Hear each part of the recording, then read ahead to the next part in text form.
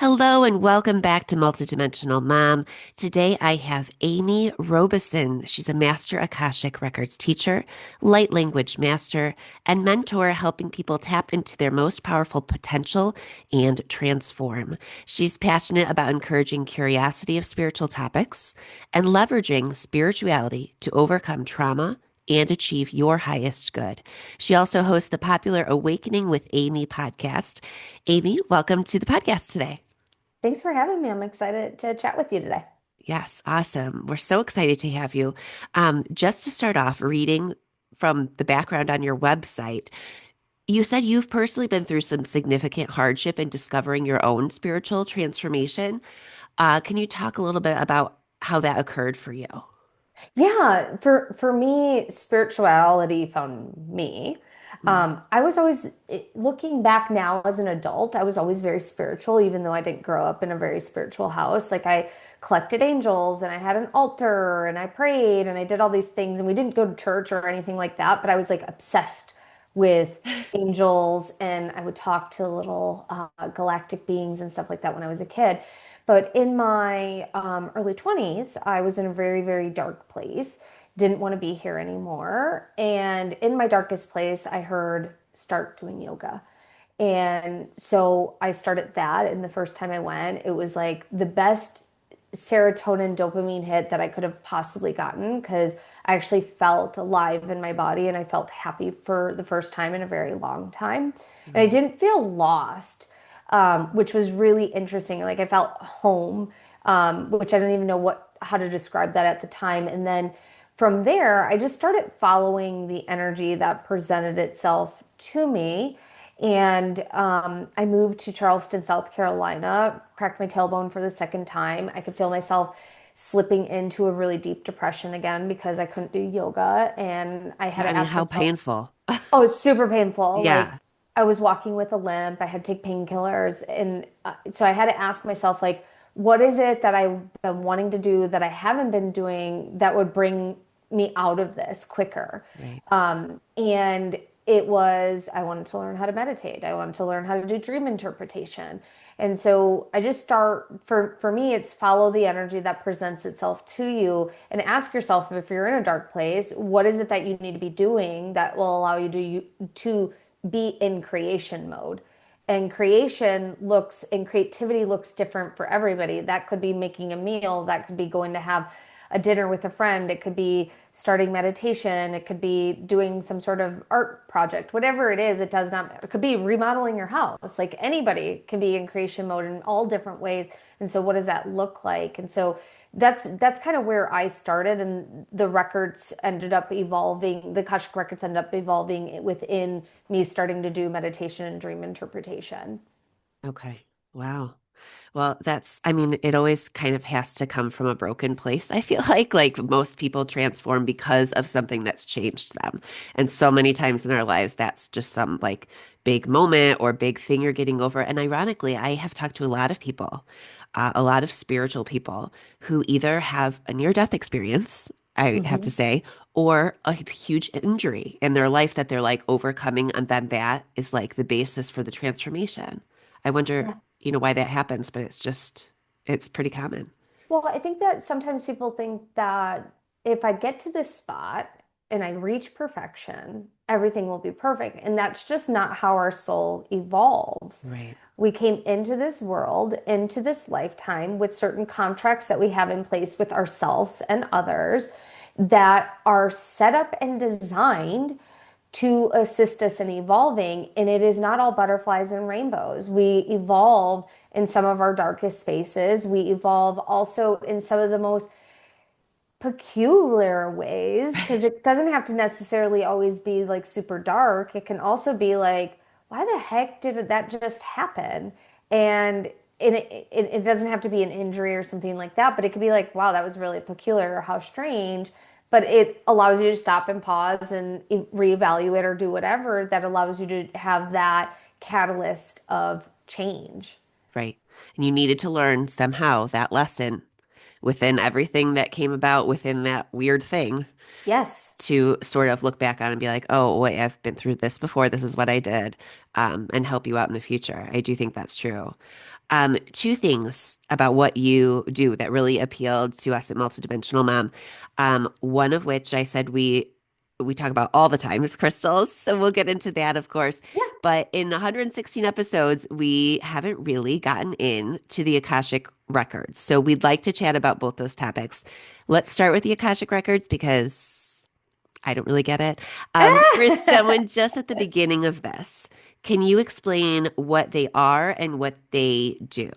Yes, absolutely. Okay. So every word, deed, thought from the moment your soul is incepted, meaning when your soul comes into essence. Wow. So not from when you're this human, it's Right. when your soul comes into essence, everything starts recording in the Akashic Records. It's also known as the Book of Life in the Bible.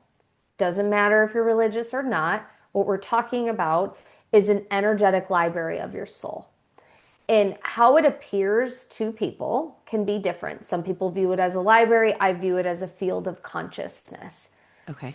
And so some people see it, some of my students see it as nature, some people see it as books. Doesn't matter how you see it, it's what allows you to interpret the information that the guardians are sharing with you inside of your Akashic records or inside of someone else's Akashic records that you're giving a reading to.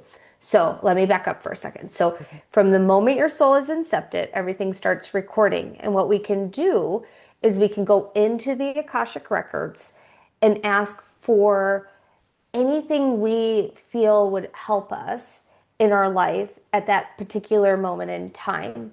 And the guardians will share with you information from a place of love and not judgment.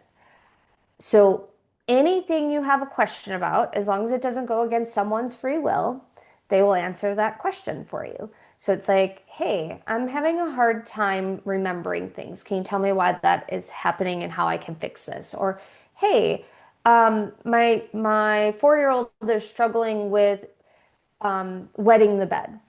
How can I assist them in learning how to get potty trained at night? And it's that is a young child.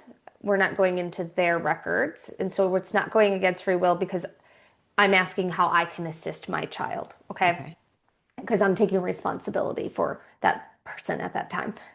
We can ask questions about any area of fulfillment. So money, health, career slash business, romance, family, relationships, spirituality, and fun and leisure. Wow. So think about all those areas of fulfillment, and we all have questions, right? Yeah. And so, and if we're not sure what to ask, we can say, what would serve my highest good to ask today? And the cool thing about the way that I teach the Akashic Records in our program called Sacred Awakening is we use them for the past, the present, and the future. We're not just doing past stuff because that would be very, very, very heavy. The records can be used many different ways, and so it just depends on the teacher and how they interpret them and how they want to utilize them. For me, I want to utilize them for everything, and I want to utilize them for fun as well. Because if we only concentrated on heavy stuff all the time, that would be a really hard tool to use all the time. Right. Where the if I'm using it for anything and everything, like, hey, what would bring me so much joy to do this week? Or, hey, what color can I wear that will assist me in manifesting or attracting positive conversations throughout the week? We can ask anything you can imagine, we can ask questions about. And what the guardians will do is they're going to take your soul's journey and your ancestral lineage. So you have a soul lineage and an ancestral lineage, and they're going to take both of those lineages into consideration, all of the purposes you're meant to be doing in this lifetime, and answer the question from a 360-degree perspective. So let me say that a little bit more simple. We are very complex beings. Mhm. We sometimes pick families that go against everything our soul has ever been taught. And so sometimes the ancestral lineage and the soul lineage can have some friction where it's like, Sure. I don't even feel like I belong to this family, or like, why did I pick this? Or why do I have the most messed up parents? Or maybe you have a really awesome family, but you're not sure where you fit into the next category of life or whatever it is. They want to support you and they take into consideration not just that particular moment in time, but everything your soul has ever experienced so they can answer it with all of the data necessary to give you the appropriate answer. Okay. So who are the guardians? Great question. So the guardians are also known as the masters, teachers, and loved ones. So they're ascendant masters, Jesus, Buddha, archangels, Mother Mary, different goddesses, gods, deities, galactic beings, and loved ones. But they have to reach a certain caliber of a vibration or consciousness to be able to answer your question. Okay. And then depending on the question will depend on who or the collective of whom comes in to answer the question. And the best way to describe that is if you were having a toothache, you would go to the dentist and not a car mechanic. Right. So just like the guardians and car mechanics and dentists and stuff like that, they also specialize in certain things. And so we want the ones that specialize in the topic that you're asking the question around to come Sure. in and support you. Okay. And can a regular person, even like a spiritual person, but somebody who's maybe not fully trained in it, can we have access to those records ourselves? I mean, it's like our own record, right? But Yeah. you need, I mean, what can you do to get there? I would assume that's what like your training helps Yeah, people to so do. it's really important to get training on it Yeah. because some people do access the records accidentally, Oh, but wow. what they end up having is energy blowouts. Wow. So there might be accessing things and they don't unconsciously realize they're accessing them. And so it's really important to have a clean, direct access into the Akashic Records. And the opening does matter. And what I mean by that is if you have a teacher that's only been playing in the records for 6 months and now all of a sudden they're teaching it, their opening is not far and wide. Their Right. opening is going to be very shallow. And I'm not dogging on any teacher that's just getting started or anything like that, but it's really important to understand lineages and where people are coming from and things like that. And so and and so what we want to do is there's many ways to access the Akashic records. We want to make sure that you're trained because training helps and training creates clear access points. Two is you also want to make sure you're practicing. Anybody can access the Akashic records. We all have intuition, we all have clairs, which is our intuition, and anybody can access it. And usually, and if you're listening to this and you're like, your curiosity is being piqued, the records show up for people when they're ready to start accessing them. Mhm. And this is where I think it's really fun. And then sometimes people have heard about it for years, but they haven't found the right teacher. And the right teacher is really important too. And I always tell people like when we're talking about our level 1 course, like I might not be the teacher for you. Go find someone that is because you Sure. want to resonate with the person that's teaching you because it is a very intimate personal process of discovering things about yourself that you never knew because the Right. records are a tool for self-discovery. Okay. So it's interesting that you brought up those like two examples because it's right in line with the questions that I had about them. One was life purpose. So you can definitely like learn more about your life purpose because I think that's mostly what people would want to do is like, why am I here? Or what am I supposed to be doing? So that we can definitely get some significance from the records around that. But I have heard when I was researching it that you can use them as parents, and that was one of your examples. So, how can we explore maybe and discover more about our children and their purpose and needs? And like you said, without, we don't want to go into theirs necessarily, but as parents, can we use ours to like break cycles or discover if there are any like familial patterns, cycles that need to be broken, things we need to pay attention to. I mean, does that Yeah. become important in parenting? The records, Yeah. can they be So the used in work, that way? yeah, absolutely. So the work you do on yourself as a parent Hmm. automatically impacts your children. And they have free will. And if they want to take the healing, even your siblings, your parents, your ancestors, if you work on yourself, you start changing the lineage. It is still up to them to receive that healing. Right. And when you're parenting, like younger children or teenagers, you can utilize the records to see how you can support them in their journey as well. And what will happen sometimes is they'll start talking to you about your stuff because your stuff sometimes is convoluted and you don't understand it. And so they offer an alternative perspective to read the situation or to understand the situation in a different light. And Mm. that's true for anything in the records. And what I mean by that is let's say you're going in there and you've had an awful fight with your romantic partner and you're like, why can't they understand me? And they're not going to answer that question. What Right. they're going to say is you haven't felt seen or heard since you were a kid. So how do you expect that person to see and hear you if you are in the expectation of not being seen and heard? Yep.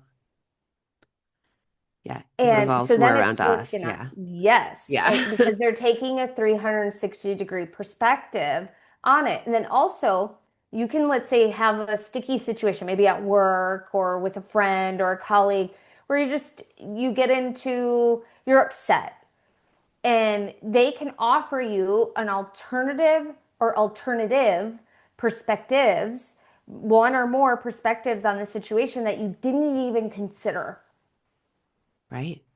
because there are so many alternatives to alternate perspectives on any given situation. And it's like, when you hear people say, he told her story, she told her story, and somewhere in the middle is the truth, right? Hmm. So they're automatically doing that, where they're noticing the threads, the entanglements, the contracts, the downfalls, the possibilities as well. They're taking all of that into consideration and answering it from a place of love. So you can choose or not to choose to take action or receive the advice or to receive the alternative perspectives. Right. And maybe you're not ready for that at that second. Like I would imagine sometimes you get an answer that you're like, wait. But So you come that's a around good, to it. yeah. Yeah. So they will never give you an answer unless you're ready for it. Doesn't mean you are going to Oh, understand it in that moment, right. but they will always give you answers that you are ready for, even if it's just to plant a seed for the perception of the understanding to happen a year or two or even 10 years later. Okay. It's always for Because, your highest good then. yes, Yeah, it's like a medium reading. Like you'll only get what is going to benefit you in that time. right. Yeah, And the thing is sometimes it's like, oh, I finally understand what they meant after you experienced three sure. different things. And then you're like, wait, I totally get it now. But you wouldn't have gotten it unless they planted that seed. Right. Okay. That makes more sense. Um, I want to shift to Sure, crystals. I sure. see. Do you have one right there behind you? I have lots of crystals. Lots of crystals. Yes. Mine are hiding on my shelves, but I've been noticing that one behind you. So crystalline energy. I've been on like a discovery collection journey with crystals for about a year now. I'm familiar with a lot of them. Sometimes there's like a super fancy one I hear about. And I'm like, oh, I didn't know that that one existed. But let's talk in general first. How can crystals protect and heal and maybe like activate chakras, auric fields? How do they do those things as these like little structures themselves? Yeah, so I'm going to back up just a little bit. So the way I teach the Akashic Records is I use the crystalline energy to Wow. open the records. And Okay. so every crystal, and this will answer your question, every crystal we pick out for each student because they act as keys. And each crystalline energy Wow. is either supporting a chakra rebalance, supporting a heart opener, supporting whatever it is that they actually require in order to open their records. And so let me explain that a little bit differently. Some people need more grounding. So we're going to call in more grounding Right. energies. Some people need more of the upper chakras to open up. Some people need more heart protection or more heart healing, or they need more water, or they need more fire, or they need more earth, or they need more ether, depending on what it is, because we are made up of the elements and the crystals are made up of the elements as well. And so their structures are consistent with energy, and because they're consistent, we can call them in and they can support us in whatever it is that we are needing support with. So, an example for Sacred Awakening or my Akashic Record program, I teach people how to open their records using crystalline energy. Okay. Yeah, that's really interesting that it's related to that. It makes sense for it to be like a key like that. And that my next question was about the elements because I've heard you talk about that. They have different elements in them that can help us repel and attract different energies. So helping you find the right one is really key. Do people typically know what is right for them though? Or are we just like attracted to one and does that mean something? You know what I mean? Like they're always like, oh, I just love labradorite or I just love, there's people like attracted to certain Yeah, things. that, Is there a reason for that? yeah, yeah. So, we sometimes just need something in that particular moment. And maybe Hmm. we're not usually attracted to that particular crystal, but we're all of a sudden like really jiving with it. Uh-huh. And so my thing is if you can't stop thinking about a specific crystal, go and start working with it because that is it is a clear sign that it wants to support you with something. And Uh-huh. maybe you have an idea of what it is, maybe you don't. It does not matter because they're going to support you with it. Because Right. what they do is they repel and attract energies.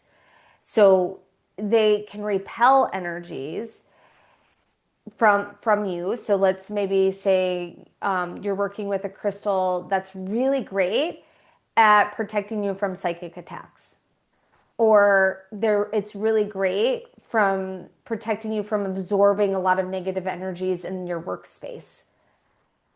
And so they're going to repel, but then they're also going to attract new opportunities, new energies, new manifestations, depending on what the crystal is, towards you as well. And that might be opening your heart and softening your heart. And by opening your heart and softening your heart, you're able to attract more of the things that you want Right. because you're not shielding your heart like you used to.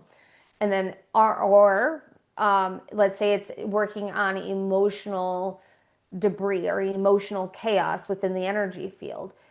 When you clear that, it makes space for you to attract the other things. Hmm. And so sometimes it will attract it by attracting and gathering the stuff you really need to look at. Yeah. And then it assists you in letting it go. And then it assists you in bringing other things in. Okay. So what's a good way to know what's the right crystal for you at the right time? Yeah. So one is if you go to a crystal shop and you can't put a crystal down, that's usually it. Okay. Or if you're shopping online, like we have a live crystal show that we do twice a month.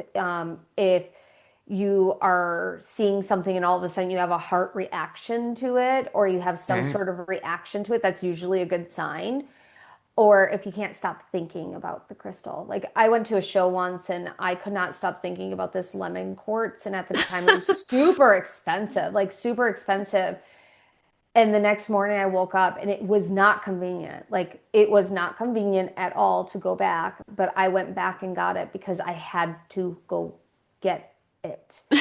And so like I could not stop thinking about it. And so, that's the thing is sometimes it doesn't make logical sense. And Sure. you might go, I have 27 pieces of rose quartz. What do I need one But more? Well, you need that they're one. just because they're all rose quartz doesn't mean they all work with you the same way because they're Interesting. Yeah. each crystal has its own little energy being inside of it Hmm.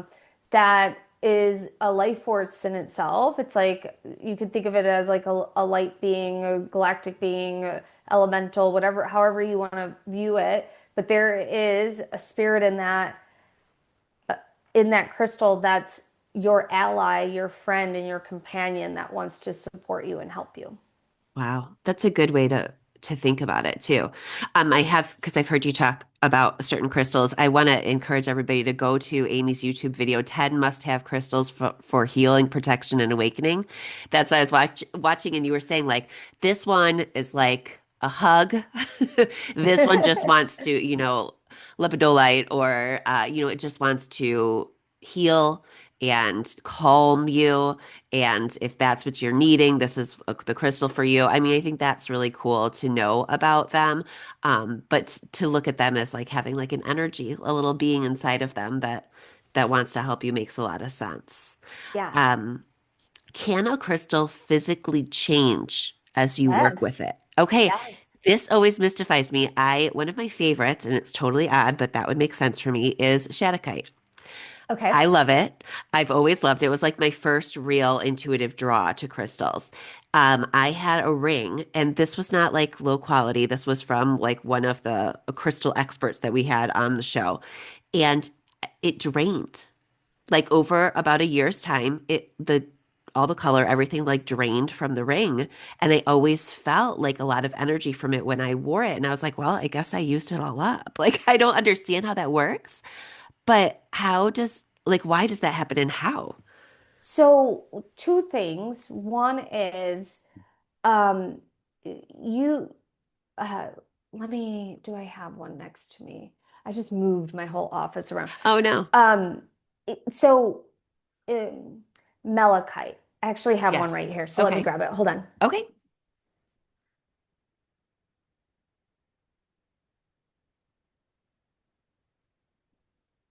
Okay. Malachite. Beautiful. It's a Yeah. really powerful fire crystal. Okay. This crystal will turn black. It's green. It will turn black the more you work with it because it absorbs and absorbs and Wow. absorbs and absorbs. And you want to also make sure you're cleaning and clearing your crystals. So depending on what way you're working with this, and I had one of my teachers, she had a malachite and she showed it to me, and that crystal was almost completely black because she would carry it around in her pocket all the time. Wow. And I've had other crystals where I'm doing activations and they will start literally cracking in my hand because of how much energy is moving through it. I don't think people quite understand how much we actually use crystalline energy. Our Yeah. computers are run off of quartz. We use a lot of different types of crystals in our everyday technology. And back in the day, they used to crush crystals to make makeup. And so the crystals have healing properties. Now, the thing that I'm not familiar with the crystal you mentioned, the certain crystals are not meant to be worn in jewelry Hmm. because they can get faded over time. It depends on if it's a soft stone or a hard stone and Sure. things like that. So, example, like not every crystal should go and sit in the sun Right. because it can fade it, it can wear it down, it can make it look dull, especially if they're polished crystals. So it just depends on that type of crystal. Like I have a really beautiful yellow opal gemstone. And I would love to put that in a ring. I know better not to put that in a ring because I will not take care of it the way that I'm supposed to take care of it. Because I like Sure. leaving my rings on. I like washing my hands with my rings. I like sleeping with my rings on. And so sometimes it's a stone that might not be ideal for the person that's wearing it in Sure. terms of if that's what it is. But mainly it's also you got to clean your stones and cleaning meaning energetically clean them because they're like us. They can only hold so much energy before their container is full Right. unless it's a different type of crystal. Some crystals you don't have to clean them like Selenite, you don't Selenite. have to Yep. clean. Like Because it's a selenite can be used to clean others, right? yes, yes, Yeah. yes, yes, yes. Yeah. So I Yeah, and hope I that's wanted to, helpful. yeah, absolutely. And the cleaning and clearing. Moonlight, I've heard. Yes, no. Is that more of a charging than a cleansing? It just depends. It depends on Okay. one, what your belief is in the moon. And Right. then two, if you're wanting to take your entire collection outside to do that. Some people have very large collections, so it doesn't make sense for them to do that. But you Sure. also don't have to take your entire collection outside. You can just set an intention. And then it just depends, and it depends on what type of moon it is and things like Right. that. I highly recommend not setting your crystals out on eclipses. It is Right. not an ideal situation. Chaotic energy. Yeah. Yeah. Yeah, I definitely have heard that. I've known people to cleanse them in moon water. Again, some crystals you can't get wet, like a lot of the Mhm. ites, right? Fluorite, selenite. Um, and then sage smoke and things like that. So are those all methods that work? Yeah. So Okay. for me, like my favorite methods are smoke and sound. Okay. Sound. Smoke That's and the one I sound always and forget. selenite. Smoke, Okay. sound, and sound. Sound is the easiest, fastest way to do it. Sure. Okay. What are your favorites for beginners? And then maybe some advice for more advanced, like spiritual seekers. Do you always say, okay, you just started working with crystals. Do you have a rose quartz? Do you have certain ones that you kind of recommend for beginners? It just depends on the person, but Okay. like beginner crystals usually I would say rose quartz, clear quartz, smoky quartz, citrine, amethyst, malachite, sodalite, selenite, and hmm, there's so many. I There's know. green aventurine, maybe black tourmaline. Um, those are all really good ones to start with. But the other thing is I could name 50 to start with too. So it's like Right. it's what you're drawn to. And then like I had a student recently just go, what was the crystal? Maybe it was selenite, is it sodalite? I don't remember what the crystal was, but I found it very interesting that she had a complete aversion to that specific crystal. Oh, And sometimes when we have an aversion to it, and I trust the guardians when the guardians pick out a crystal, it's literally it's in full alignment with them. And she had an aversion to that specific type of crystal. And the reason why is because it assists her in stepping into her power and using her power in a way that she's never used before. wow. And so sometimes an aversion, this is also true for like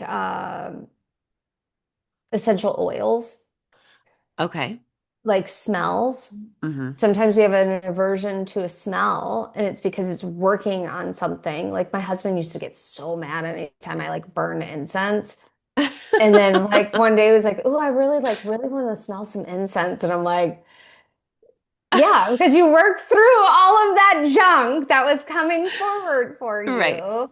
And and for me like smoke, and some people can't do smoke. It's maybe not an aversion, it might be something health related. And Sure. so you just got to find what works for you. Right. Okay. And then are there any crystals, like you said, it's very individualized, but that you would say somebody who has a basic collection, like, you know what, you really should seek this one out, or this one's really underrated or lesser known? Um, I think any type of fluorite is good because it Uh-huh. helps for focusing. Shungite is great for EMFs. Black tourmaline is great for EMFs, but that's like a core basic foundational crystal. But shungite, um, I think blue kyanite is one of the best stones for bridging your inner and outer world. And that comes in many different colors as well. If you can spend some money on kunzite, kunzite is probably one of the best heart stones. Right. Morganite and kunzite. Kunzite is, like takes the top for me in terms of what that is and how it feels because it's even hard to describe what it does Sure. into words because it's like a heart alchemy map that it like carries like a blueprint for that I think's really I think it's each heartstone has its own ability to heal the heart and the kunzite it feels like a whole heart system and not just sections and not just calling into individual types of love. Interesting. Yeah, that's really cool. I've heard a lot about kunzite. Kunzite's not cheap. No, it's Um, not cheap, yeah, but it's worth it. Like it right. is worth it if you've ever worked with it. Yeah, Um, and then the thing about crystals also, and this is same for numerology, same for like an oracle card or anything like that. You have to keep in mind you're reading someone else's interpretation right. of that crystal. So just because it says in three books, this is the thing that this crystal does, but you're working with it and it's doing something completely different than that. And maybe it's doing those things and doing something completely different, doesn't mean you're wrong because the crystal works with you in a way that is serving your highest good and the crystal's highest good as well because they don't have feet. And so they want to travel around the world and grid the earth because that's part of their mission. And we give them that opportunity. And so if you have crystals, working with the crystals is really important instead of just leaving them in a box somewhere. hmm Plus, like you said, the elements, right? So we have different levels in our own makeup that will work Hmm. differently with a crystal. So maybe somebody else who has malachite doesn't say it works with them the same way that you do, but that's because you're two different people. Hmm. Hmm. Okay. I do want to mention Crystal Light Codes with Amy on Thursdays. You said that too in your Facebook group that you just have some incredible themed shows on crystals. I've seen some of your themes, they're so cool.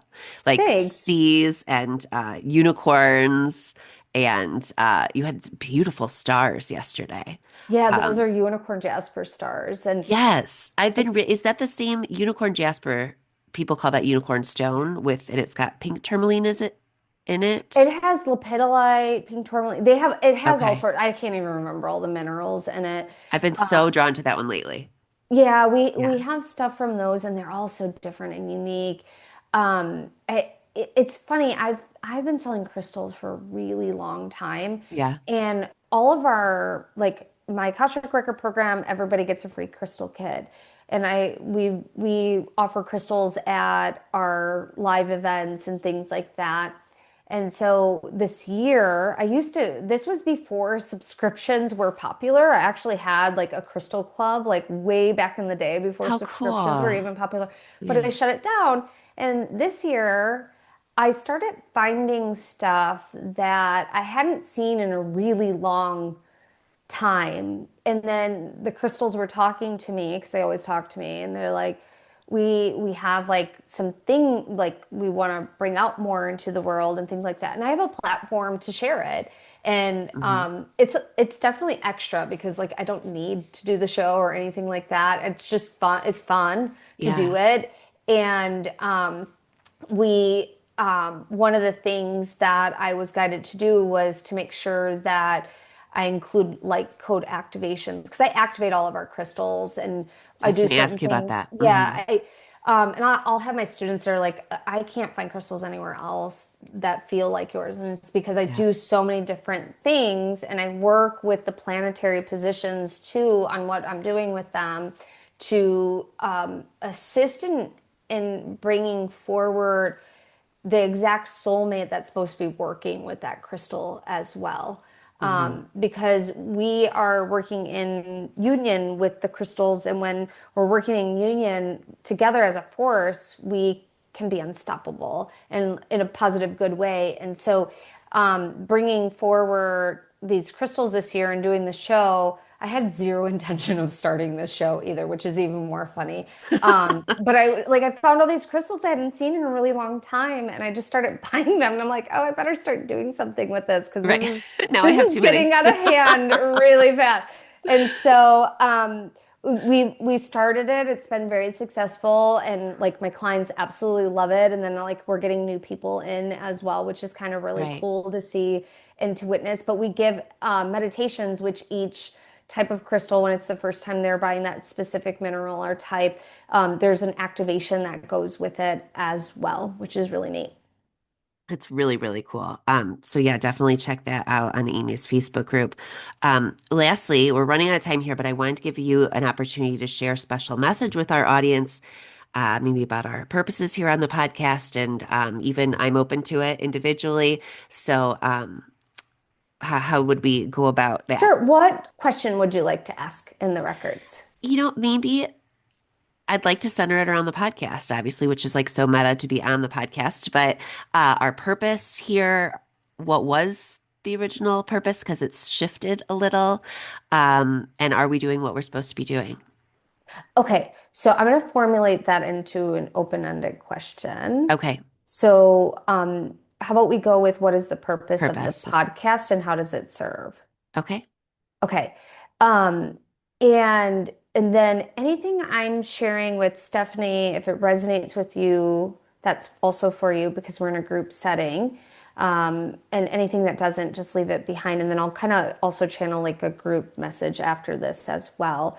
And they're saying the purpose of the podcast was originally intended for you to spark joy in minds of others. And they're wanting to place it really simply like that, to okay, spark joy in minds of others. okay. And this helps you go back to, is this bringing me joy? Hmm.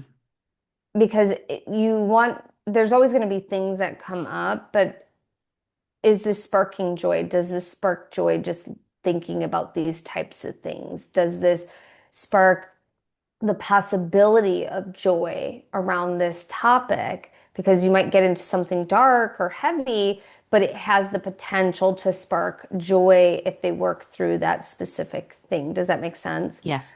And that will be helpful too in terms of how you're curating the content and Yep. guest and things like that. And then the main purpose moving forward and how it serves is still part joy, but it's also how does it feed your soul and your evolution because you are also putting time, energy into it. And so it's really important to not just think of others, but to also think of what is this doing for you and how are you evolving with it? And can you give yourself permission to evolve with the content as you're curating the content because it's going to go in a really cool different direction than you ever thought. And so having that in mind of does this spark joy in the minds of others, meaning in their mind, does this spark joy? And I want to emphasize they're not saying heart, they're saying mind because Uh-huh. the mind is a very interesting space. The Right. mind usually spends more time being negative than positive. Yeah. And so if it allows the mind to shift and change, it has the opportunity to spark joy. Okay. And for you, they're wanting you to be bold in your expedition. Okay. Meaning like don't think of it just as like this is the box I have to stay in because this is where we started. It's where you go next with it is going to evolve as you evolve as well. So think bigger, Okay. think I've, more potent. yep. Making notes. I've heard something like that before, about the podcast. So I love that. But that definitely, I mean, because that was the whole purpose in the beginning, and I like that that's still carrying through. And then the mind element makes a lot of sense because we do a lot with topics that we really want to learn more about and introduce and talk about and learn with our audience. So it all makes a lot of sense. Let's recap all the places our audience can find you, follow you, even work with you. I did mention your podcast, Awakening with Amy. You can find that on all podcast platforms. Do you want to go through your favorites? TikTok, Sure. Instagram? And then do you want me to give the group message after Oh, that then? sure. Yeah, absolutely. I'm Okay. so sorry. I didn't mean to cut Oh you off. no, I thought no maybe that was worries. already inherent in the message about the No, podcast. no, no. I'll do the our links and then I'll also share the group Okay, message at the end. So sorry. you can join me on YouTube. It's just Amy Robeson, AmyRobeson. Um, Instagram is amy.robeson. Facebook, we have a free Facebook group where my students actually post in there to give free readings for their certification, and that's Awakening with Amy Robeson. Our podcast is Awakening with Amy Robeson. You can also just go to my website. It's theamyrobeson.com, theamyrobeson.com. Make sure you put the in there, otherwise you will get a realtor. And if you Oh, go to if you go to theamyrobeson.com, which is theamyrobeson.com/free, we have 20 plus free meditations, healings that you can sign up for. And then it'll also get you on our list for when we do our free Akashic Record Masterclass Series extravaganza or any other free masterclasses that we do. And you'll get notifications too when we're doing our live crystal shows as well. awesome. Perfect. Thanks so much. Okay. Didn't mean to cut you off from our group message. No, no. And then the group message is it's important to allow the mind to show you where it's dark. So let me say that slightly different. The mind is inherently programmed to look for danger, to look out for what may occur or may not occur. And so then we get stuck in loops. And so it's important to notice where the mind is dark, or notice where the mind is in loop, or notice where the mind is at for the moment or the day. And it's a noticing and not a judging, because the mind knows how to judge. You don't need to judge the mind because you already know where the mind's at. Where you get to have a higher perspective and a higher power is recognizing when your mind is not in the space that you want it to vibrate in, and you can correct it. And so giving yourself permission to correct the mind, also this, I always call this the mental body, and letting the mind know that that's not appropriate, that's not okay, and this is where we're going to this is how we're going to act, and this is how we're going to behave for the day. And it gives yourself the opportunity to reparent yourself in a different way, and to view your perception of what your reality is in a different way, and how your mind can shift as well with you. That's really important. Yeah, I hear that a lot from moms that we get stuck in a loop. Okay, awesome. Well, this was really, really great. Definitely check out her podcast, Awakening with Amy. Follow the amyrobeson.com. We mentioned those free meditations and healings that you can get there. And check out her crystal show. I mean, it's so gorgeous, everything you have. Thank you so much for being on the Thank you. podcast today and talking about these topics with us. I finally got the Akashic Records a little bit. Yay! So That makes me so happy. It makes me so yeah, happy because it's just sometimes like such a there's big thing. It's mm-hmm. hard to, and then the people that we've had just like mentioned it, it's in a way that's so big. Like it's not simple. So you've introduced it in a way that makes absolute sense. So Yay, that thank you makes me so much. happy. Thanks for Awesome. having me. This was fun. Yes, of course. I'll stop recording here.